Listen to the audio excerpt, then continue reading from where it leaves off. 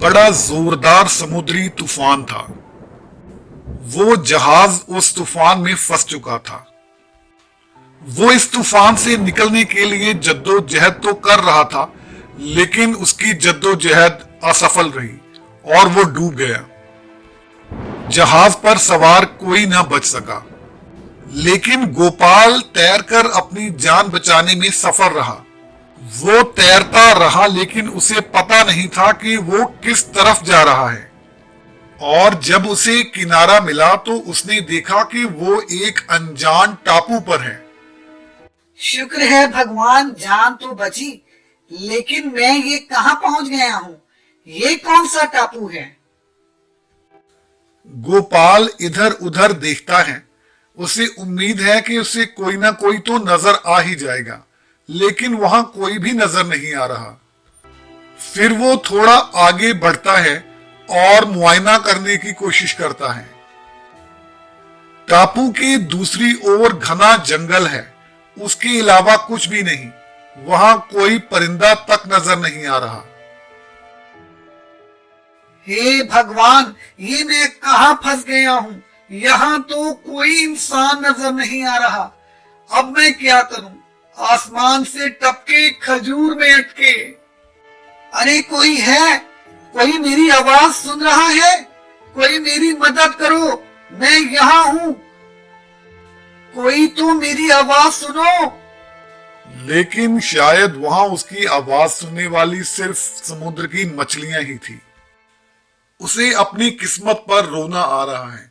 भगवान ने उसकी जान तो बख्श दी, लेकिन उसे कहां लाकर पटक दिया था। वो उस टापू पर मदद मांगने के लिए हर संभव कोशिश करता है, लेकिन उसकी सारी कोशिशें विफल रहती हैं। और फिर टापू पर उसके बुरे दिन बीतने लगते हैं। उसके पास जो भी खाना पीना था वो कुछ ही दिनों में खत्म हो गया और वो अब अपने आप से ही बातें करता रहता।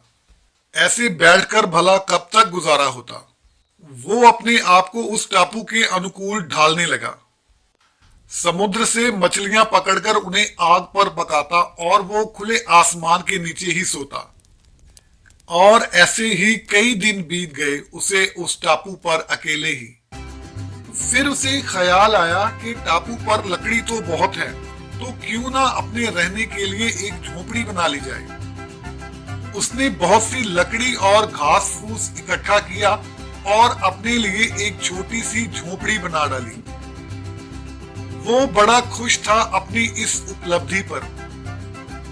अब उसका वहां रहना थोड़ा सा आसान हो गया था। वो सारा दिन टापू पर घूमता, रात को आकर आग तापता और अपनी झोपड़ी में जाकर सो जाता। लेकिन वो इस टापू से बाहर ना निकल सका। एक दिन उसकी खुशियों को आग लग गई। वो झोपड़ी जो उसने बड़ी ही मेहनत से बनाई थी, वो उसी आग में जल गई जिस आग को वो तापता था। अपनी मेहनत से बनाई हुई झोपड़ी को जलते देख गोपाल रो पड़ा। वो दौड़कर आता है, लेकिन अब आग बुझाने का प्रयास करना भी व्यर्थ था, क्योंकि झोपड़ी पूरी तरह जल चुकी थी और वो उसे जलती देख रहा था। इसके अलावा वो और कुछ नहीं कर सकता था। वो सिर्फ भगवान को ही कोस सकता था। हे भगवान, ये तूने क्या कर दिया? मैंने इतनी मेहनत से इस टापू पर ये रहने के लिए झोपड़ी बनाई थी और तुमने इसे एक पल में राख कर दिया। पहले ही मुश्किलें क्या कम थी? और देखते ही देखते वो झोपड़ी राख में बदल गई। गोपाल बस रो ही सकता था और कुछ भी नहीं कर सकता था। उस टापू पर जिंदा रह पाने की उसकी सारी कोशिशें व्यर्थ हो रही थी। उसकी सारी मेहनत धुआं बनकर आसमान में छा रही थी, एक गहरा काला धुआं। लेकिन अचानक एक चमत्कार हुआ। एक जहाज किनारे पर आके लगता है। जहाज का कप्तान नीचे उतरता है और गोपाल के पास आकर कहता है, अरे नौजवान, तुम यहाँ क्या कर रहे हो? क्या तुम इस टापू पर फंस गए हो?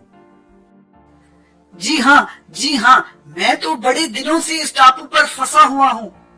मैंने मदद मांगने की बहुत कोशिशें की, लेकिन यहाँ कोई ना आया। आप यहाँ कैसे पहुँच गए? हमारा जहाज इस टापू से बहुत दूर था, लेकिन ये धुआं बहुत ही गहरा और काला था, जो बड़ी दूर से ही नजर आ रहा था। इसलिए हमने जहाज इधर मोड़ा। आओ अब चलते हैं। गोपाल, जो अभी अभी भगवान को कोस रहा था, अब वो बार बार भगवान का धन्यवाद कर रहा था। भगवान कोई भी काम बिना मतलब के नहीं करते। Please subscribe Yup Tunes TV. Thank you.